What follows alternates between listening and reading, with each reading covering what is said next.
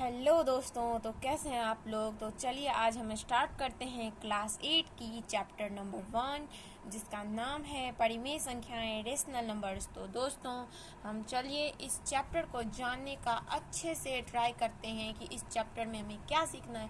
तो बेसिकली जैसा कि चैप्टर के नेम से ही पता चल रहा है कि परिमेय संख्या इस चैप्टर का नाम है, तो ऑफकोर्स हम लोग इस चैप्टर में परिमेय संख्या के बारे में ही पढ़ेंगे। तो फिर भी चलिए हम स्टार्ट करते हैं, कुछ जान लेते हैं परिमेय संख्या के बारे में। तो पहले हम कुछ बातें जान लेते हैं दोस्तों। पिछले क्लास में तो हम लोग प्राकृत संख्याएं, पूर्ण संख्याएं, भिन्न एवं दशमलव संख्याएं पढ़ ही चुके हैं। मैं उम्मीद करती हूँ कि आप लोग पढ़ लिए होंगे क्लास 7 में। और जब हम क्लास 8 में आए हैं तो वहाँ पे हम परिमेय संख्याओं से भी परिचित होंगे। परिचित तो ऑलरेडी हम हो चुके हैं, लेकिन और भी डिटेल में हम परिचित होंगे, जैसे उनके गुण, उनके बीच के जो संक्रियाएं, योग होते हैं, अंतर, गुना, भाग से भी हम परिचित होंगे। इस अध्याय में परिमेय संख्याओं के गुण और उनके बीच की संक्रियाओं के गुणों का अध्ययन किया जाएगा। ओके फ्रेंड्स, तो ठीक है, हम समझ लिए कि हमें यहाँ पे परिमेय संख्या के बारे में पढ़ना है। हम पढ़ लिए हैं। अब बाई चांस अगर हम कोई मिस आउट कर दिए थे, अब मुझे कैसे पता कि आप लोग पढ़े ही हैं। तो हम लोग ट्राई करते हैं कि इसको थोड़ा सा और रिवीजन कर लेते हैं। ये प्राकृतिक संख्याएं, पूर्ण संख्याएं, भिन्न, दशमलव संख्याएं, ये सब क्या होती हैं, तो हमारे लिए अच्छा रहेगा। अगर पढ़ लिए हैं आप तो भी अच्छा है, आपका रिवीजन हो जाएगा। अगर नहीं पढ़े हैं आप ये सारी चीज़ें, तब तो और अच्छा है कि हम जान जाएंगे। ओके दोस्तों, तो चलिए हम इस चीज़ को जानने का ट्राई करते हैं। तो दोस्तों ये प्राकृत संख्याएं हैं, इसको हम इंग्लिश में नेचुरल नंबर बोलते हैं। तो ये बेसिकली होती क्या है, पहले तो हम इसे जान लें। तो गिनती की सभी संख्याएं जो हम गिनते हैं, 1 2 3 4 5 6 ऐसे करके हम गिनते हैं, तो गिनती की सभी संख्याएं प्राकृतिक संख्याएं कहलाती हैं। जैसे एग्जाम्पल के लिए हम लिखते हैं, जैसे में होता है हमारा दोस्तों, जैसे होता है एक से ही गिनना स्टार्ट करते हैं। आप कभी 0 से गिनना तो स्टार्ट नहीं कर सकते। जैसे मान लीजिए आपको कोई काउंट करने के लिए देते हैं कोई भी चीज़, तो आप कैसे गिनते हैं, 1 2 3 4 ऐसा तो नहीं गिनते, 0 1 2 ऐसा तो नहीं गिनते। तो इसीलिए इसका डिफिनेशन है कि गिनती की सभी संख्याएं प्राकृतिक संख्याएं कहलाती है। तो एग्जाम्पल में 1 2 3 4 5 6 इन्फिनिटी तक जा सकते हैं। एंड देन सेकंड है हमारा दोस्तों पूर्ण संख्याएं। तो पूर्ण संख्याएं क्या होती हैं, क्या हमें याद है? अगर आपको याद है तो ठीक है, अगर नहीं याद है तो कोई बात नहीं, इसको भी हम सीखते हैं। तो दोस्तों जो हमारी ये पूर्ण संख्या है, इसको हम इंग्लिश में होल नंबर बोलते हैं। पूर्ण संख्याएं मीन्स होल नंबर्स। तो ये क्या होती हैं, जो प्राकृतिक संख्या होती है ना, उसमें बस 0 और ऐड कर देते हैं। 0 इसके पहले में आ जाता है, तो ये हो गया पूर्ण संख्या। 0 1 2 3 4 5 6 7 8 9 इन्फिनिटी तक चले जाइए, अनंत तक। तो दोस्तों हम एक चीज़ पाते हैं यहाँ पे कि जो प्राकृतिक संख्याएं हैं, जितनी भी प्राकृतिक संख्याएं हैं, वो सारी प्राकृतिक संख्या पूर्ण संख्याएं तो हैं, पूर्ण संख्या तो है। लेकिन फ्रेंड्स जो पूर्ण संख्याएं हैं उनमें से सारी नहीं है प्राकृतिक संख्या। सारी तो है बट 0 नहीं है। तो इसीलिए हम बोल सकते हैं कि सारी प्राकृतिक संख्या, जितनी भी प्राकृतिक संख्या हैं इस वर्ल्ड में, जितना तक आप जा सकते हैं इन्फिनिटी तक, वो सारी पूर्ण संख्याएं हैं। लेकिन सारे पूर्ण संख्याएं प्राकृतिक संख्या नहीं है। ओके, तो हम इस बात को जान गए। अब नेक्स्ट है हमारा दोस्तों भिन्न। तो भिन्न क्या होता है, तो चलिए हम भिन्न को भी जानने का ट्राई करते हैं। तो फ्रेंड्स जो हमारी ये भिन्न है, इसको हम इंग्लिश में फ्रैक्शन बोलते हैं। और ये फ्रैक्शन क्या होती है इसको भी जानते हैं। फ्रैक्शन होती है एक ऐसी संख्या जो किसी संपूर्ण चीज का कोई भाग निरूपित करती है, कोई भी संपूर्ण चीज। चलिए हम रोटी को ही समझते हैं, रोटी तो हम सब डेली खाते हैं, है ना। तो रोटी से ही हम एग्जाम्पल देते हैं। दोस्तों आप मान लीजिए कि एक रोटी है, उसको हमारी मम्मी उसको आधा आधा करके 2 भाग में, और एक भाग मुझे देती है और एक भाग आपको दे देती है। आप आते हो मेरे घर पे और मेरी मम्मी एक बट्टा 2 भाग उसको बोलेंगे आधा भाग मुझे देती है और आधा आपको देती है। तो जो आधा भाग मुझे मिला है ना उस रोटी का, मैं क्या बोलूँगी कि मुझे 1/2 भाग मिला है। तो हम जैसे में लिख सकते हैं एग्जाम्पल में, जैसे में 1/2 भाग, हम क्या बोलेंगे, उस रोटी का मुझे 1/2 भाग मिला है और आपको जो मिला है वो भी आधा है, जितना मुझे मिला है उतना आपको भी। तो आप भी बोलेंगे कि आपको भी 1/2 भाग मिला है।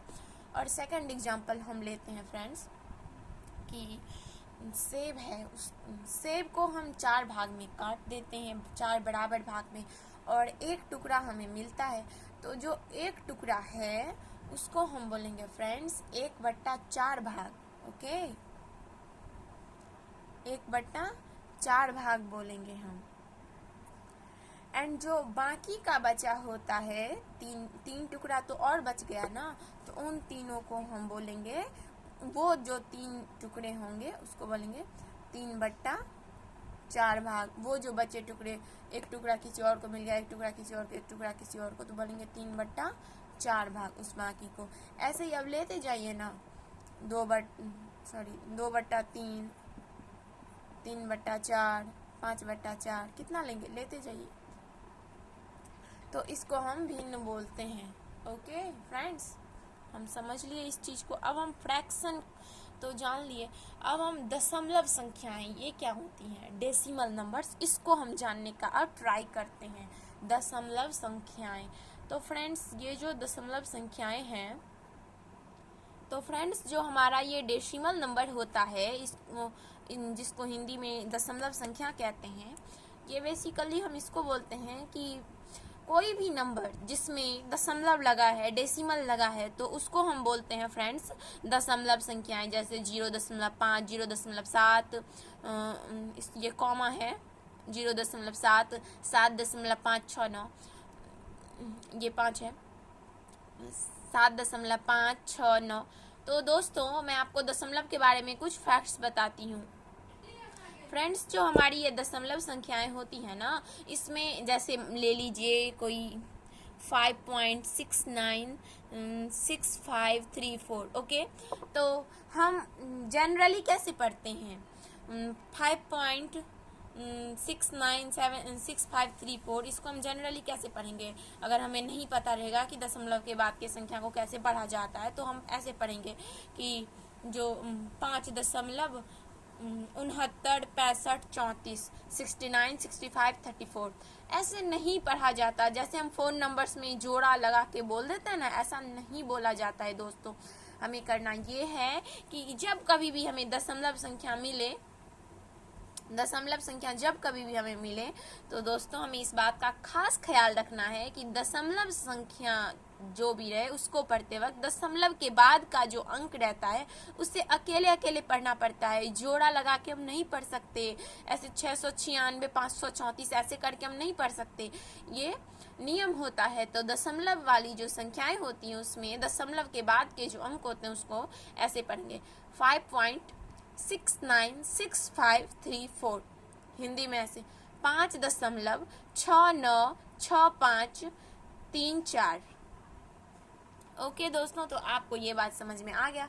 और एक बात ये भी है दशमलव संख्याओं के बारे में कि इसमें 0 से लेकर 9 तक के अंकों का प्रयोग किया जाता है दशमलव संख्याओं में। ओके फ्रेंड्स, क्या आज तक आप देखे हैं कि नहीं, क्या देखेंगे, इसके अलावा कोई संख्या आ ही नहीं सकता। 0 से लेकर 9 तक की संख्याओं का यूज किया जाता है दशमलव में। ओके, तो ये होगी हमारी दशमलव संख्या। अब इसके बाद चलिए हम थोड़ा सा अच्छे से डिटेल में जानते हैं कि ये परिमेय संख्याएं क्या होती हैं। वैसे तो आप लोग पढ़ लिए होंगे क्लास 7th में, अगर नहीं भी पढ़े हैं तो कोई बात नहीं, इस चैप्टर का नाम ही है परिमेय संख्याएं। और जब मैं इस चैप्टर के इन बेसिक टर्म्स को अगर इतना पढ़ाई हूँ तो ऑफ कोर्स इस चैप्टर का जो नाम है उसे तो मैं पढ़ाऊंगी, समझाऊंगी, हम लोग तो इसे जरूर समझेंगे। तो चलिए फ्रेंड्स हम समझते हैं। तो फ्रेंड्स जो ये हमारी परिमेय संख्या है इसको इंग्लिश में हम रेशनल नंबर बोलते हैं। वह संख्या जिसे P/Q के रूप में लिखा जा सके वह संख्या जिसे p बटा q के रूप में लिखा जा सके उसे एक परिमेय संख्या कहते हैं। ओके, एंड जहां p q दोनों पूर्णांक हैं और q नॉट इक्वल टू 0 है। अब पूर्णांक तो आप जानते ही होंगे, अगर नहीं जानते तो मैं थोड़ा सा बोल देती हूँ। पूर्णांक 3 प्रकार के होते हैं, धनात्मक पूर्णांक पॉजिटिव इंटीजर, ऋणात्मक पूर्णांक negative integer and 0। So friends, जो ये पॉजिटिव इंटीजर होते हैं धनात्मक पूर्णांक, ये 1 से स्टार्ट होते हैं। इसको हम सिंपली प्राकृतिक संख्या बोल सकते हैं। जो सभी प्राकृतिक संख्याएं वो धनात्मक पूर्णांक है। और जो फ्रेंड्स निगेटिव इंटीजर्स होते हैं उसमें जो ये प्राकृतिक संख्याएं होती है ना, उसमें अगर हम आगे में ये उसके पीछे अगर हम माइनस लगा देते हैं, जैसे -1 -2 -3 ऐसे आप इन्फिनिटी तक चले जाइए, तो ये हो गई ऋणात्मक पूर्णांक। और 0 तो 0 ही, सबको तो पता ही है। तो हम जान लिए पूर्णांक, तो वही p और q पूर्णांक है और q नॉट इक्वल टू 0 है। q 0 नहीं होना चाहिए। अगर q 0 हो गया तो अगर q 0 हो जाता है तो वो परिमेय संख्या नहीं होगी। परिमेय संख्या होने के लिए p बटा q में q 0 नहीं होना चाहिए। p 0 हो सकता है, चलेगा, लेकिन q 0 नहीं होना चाहिए। ओके फ्रेंड्स, एग्जाम्पल के लिए हम ले लेते हैं 4/5, 3/4, 1/2, 6/1। अच्छा, ये तो पता ही होगा कि किसी संख्या के नीचे में अगर कुछ नहीं हो, तो हर में कुछ नहीं हो, तो उसके बट्टे में 1 होता है, उसके हर में 1 होता है। ये तो हमें पता ही है। जैसे 5 है तो 5 के नीचे में कुछ नहीं है तो क्या है, 1 है, तो इसलिए 5 भी एक परिमेय संख्या है। 0 है तो 0 के नीचे में कुछ नहीं है तो क्या है, 1 है, तो इसलिए 0 भी एक परिमेय संख्या है। मैं पहले भी बोली थी कि p 0 हो सकता है लेकिन q 0 नहीं होना चाहिए। ओके फ्रेंड्स, इसके बाद एक और टर्म है ये कि जो p बटा q होते हैं ना, इसमें परिमेय संख्या में, उसमें जो इन दोनों में कॉमन फैक्टर उभयनिष्ठ गुणनखंड नहीं होना चाहिए। अगर होता है तो उसे काट कर सरल रूप में ला दीजिए, बस यही बात है। और इतना क्या सोचना, काटना तो आप लोगों को आता ही होगा कैसे काटते हैं। ओके, अब एक और टर्म आता है परिमेय संख्याओं के बारे में कि जो हर होती है ना परिमेय संख्याओं में, जैसे 3/4 है, मान लीजिए यहाँ पे माइनस लगा है, तो जो हर है उसमें जो माइनस लगा है उसको हम नीचे में नहीं रखेंगे, ऊपर कर देंगे। अगर ऐसा है तो इसको हम ऐसे, इसको 3/-4 को -3/4 लिखेंगे। ओके, एंड मान लीजिए यहाँ पे आ जाता है हमारा क्या बोलते हैं 5/6। यहाँ पे भी हमारा यहाँ पे भी माइनस लगा है और यहाँ पे भी लगा है, तो हम लोग क्या करेंगे, इसको माइनस कट गया तो प्लस 5/6। समझ गए ना। तो हमें हर को हमेशा पॉजिटिव रखना है किसी भी केस में। अगर यहाँ पे रहता है तो हमें ऊपर लाना है, अगर ऊपर में रहता है निगेटिव का साइन तब तो कोई बात ही नहीं, ऑलरेडी ऊपर में है, और अगर ऐसा रहता है तो कट ही जाएगा। तो ये बात भी हम लोग समझ गए। ओके फ्रेंड्स, और ये तो हम लोग जानते होंगे कि इसको अंश बोलते हैं, किसी भी भिन्न में इसको अंश बोलते हैं और इसको हर बोलते हैं। इसको इंग्लिश में न्यूमरेटर और इसको डिनोमिनेटर भी बोलते हैं। तो इतना तो हमें क्लियर हो गया है ना फ्रेंड्स। एंड दोस्तों, मैं आप लोगों को एक चीज़ और भी बताना चाहूँगी कि जो पूर्ण संख्याएं होती हैं, जितनी भी पूर्ण संख्याएं हैं, प्रत्येक पूर्ण संख्याएं एक परिमेय संख्या तो होती है। Every whole numbers are a rational number but every rational number are not a whole number. Okay, जो सारी पूर्ण संख्याएं हैं, जितनी भी पूर्ण संख्या, वो सारे हमारे परिमेय संख्या होती हैं। ये बात तो हम जानते हैं, हम वीडियो में भी इस बात को देखें। लेकिन परिमेय संख्याएं जितनी भी हैं वो सारी की सारी परिमेय संख्या ना पूर्ण संख्या नहीं होती। जैसे देखिए 5 क्या है हमारा, 5 हमारा पूर्ण संख्या है, तो ये पूर्ण संख्या तो है ही, साथ में इसके बट्टा में 1 लगा दिया। अब बताइए आप, परिमेय संख्या है ना, लेकिन यहीं पे 2/3 लीजिए। क्या 2/3 एक पूर्ण संख्या है? नहीं है, लेकिन यह एक परिमेय संख्या तो है, इसीलिए प्रत्येक परिमेय संख्या एक पूर्ण संख्या नहीं है, लेकिन प्रत्येक पूर्ण संख्या एक परिमेय संख्या है। इस बात को हम अच्छे से समझ लिए। अब फ्रेंड्स एक और बात है कि जो दशमलव संख्याएं हैं, इसको तो हम देखें ना कि दशमलव संख्या क्या होती हैं। तो जो दशमलव संख्याएं हैं वो भी प्रत्येक दशमलव संख्याएं एक परिमेय संख्या होती है। कैसे? देखिए, जैसे ले लीजिए 7.963। ओके, तो इसको हम कैसे लिखेंगे? क्या हम इसे ऐसे लिख सकते हैं? 7963 बट्टे में 1 लिख सकते हैं। क्या आप इस बात को एग्री करते हो? ऐसे हम लिख सकते हैं ना? हाँ, बिल्कुल लिख सकते हैं। तो वही है कि ये p/q के रूप में आ गया। तो प्रत्येक दशमलव संख्या एक परिमेय संख्या होती है। और जो ये, और एक बात ये भी आप जान ही लीजिए कि प्रत्येक परिमेय संख्या एक दशमलव संख्या नहीं होती है। जैसे 5 है,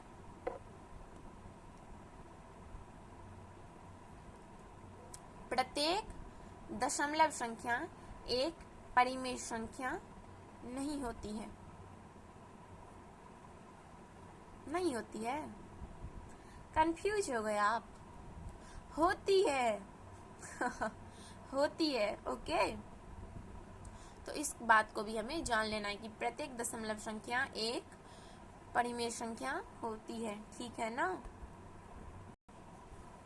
सो फ्रेंड्स, हम वीडियो को ज़्यादा लंबा नहीं करते हैं और नेक्स्ट वीडियो में हम इसके आगे का टॉपिक कवर करेंगे। और एक बात आप जान लीजिए, मैं जो आप लोगों को पढ़ा रही हूँ वो सुगम गणित है ना, उससे पढ़ा रही हूँ। ओके फ्रेंड्स, तो इस बात को हमें जान लेना है। और मैं उम्मीद करती हूँ कि आप लोग नोट जरूर किए होंगे। मैं जो भी आप लोगों को आज पढ़ाई, ये आप लोग जरूर नोट किए होंगे। तो फ्रेंड्स, लास्ट टाइम पे मैं आप लोगों से यही कहना चाहूँगी, सफलता उन्हीं को मिलती है, सफलता उन्हीं को मिलती है जिनके सपनों में जान होती है एंड जो हार्ड वर्क करना जानते हैं। अगर आपको सफलता प्राप्त करना है, अगर आपके सपनों में जान है, तो आपको हार्ड वर्क करना ही पड़ेगा। कुछ लोग बोलते हैं स्मार्ट वर्क। स्मार्ट वर्क क्या? कुछ स्मार्ट वर्क नहीं होता है। जो लोग हार्ड वर्क करते हैं वही जानते हैं स्मार्ट वर्क के बारे में। फ्रेंड्स, इस बात को जानिए, जब हम मैथ्स के क्वेश्चंस को बनाते हैं तो कुछ ऐसी टर्म्स आते हैं, जैसे हम कुछ भी प्रैक्टिस करते हैं, जैसे 13 का स्क्वायर करेंगे तो होता है 169। या फिर मान लीजिए, वो बात 13 का छोड़िए, यही देखनी है, 2 गुने 35 कितना होता है? 70 होता है ना। फ्रेंड्स, आप जब एक टाइम पे, जब आप छोटे थे, तब आप इसको मल्टीप्लाई किए थे, तब आपको ये आया था। आपको मल्टीप्लाई करना पड़ा था, लेकिन अब आप मल्टीप्लाई करना सीख गए और बार बार आपको प्रैक्टिस पड़ गई है कि आपको याद हो गया है कि 2 गुना 35 70 होता है। तो यही मैं आपको बताना चाहती हूँ, जब आप हार्ड वर्क करोगे ना, तो आपको स्मार्ट वर्क खुद ही आप करने लगोगे। कुछ ऐसी, जैसे मैथ्स में ही जो फॉर्मूला हमें कुछ याद नहीं होते हैं तो हम उसे डिराइव करके लिख लेते हैं। कुछ भी अगर कोई भी ये बोले कि आप स्मार्ट वर्क करो, आप भी सुने होंगे कि हम स्मार्ट वर्क करते। क्या स्मार्ट वर्क? जो हार्ड वर्क करना जानता है ना, उसी को स्मार्ट वर्क करना आता है। और पहले हार्ड वर्क, फिर स्मार्ट वर्क। इसलिए सफलता उन्हीं को मिलती है जिनके सपनों में जान होती है और जो हार्ड वर्क करना जानते हैं। अगर आप हार्ड वर्क करना जानते हैं तो एक न एक दिन आप जरूर सफल होंगे।